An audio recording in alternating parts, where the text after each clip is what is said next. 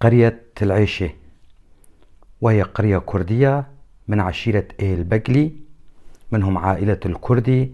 عدد سكانها حوالي 700 نسمة. مساحة القرية 1300 هكتار. القرية تتبع لناحية الراعي في منطقة الباب في محافظة حلب، تبعد عن حلب شمالا 40 كيلومتر، وعن منطقة الباب شمالا 20 كيلومتر، وعن ناحية الراعي جنوبا 7 كيلومترات.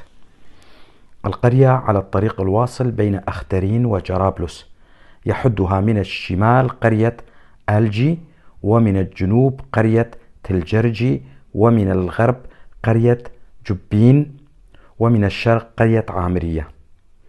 أهل القرية يتكلمون اللغة التركمانية بسبب القرب من الحدود والتخالط مع القرى التركمانية المجاورة.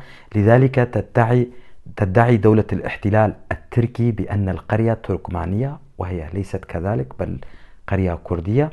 تشتهر القرية بزراعة القمح والشعير والعدس والخضروات الصيفية، وفيها أشجار الزيتون والعنب، ويعملون في مهنة الحدادة، ويملكون الحصادات أيضا.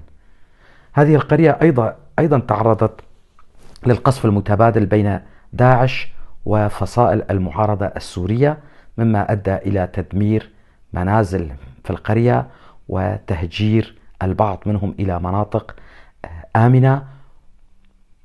قامت دولة الاحتلال التركي إلى توطين أناس آخرين في القرية أتوا من دير الزور، وتم الاستيلاء على أملاك أهالي القرية أو أغلبية أهالي القرية وبناء مستوطنات فيها. وصلتني هذه المعلومات من أحد أبناء المنطقة وأنا ألقيها بصوتي.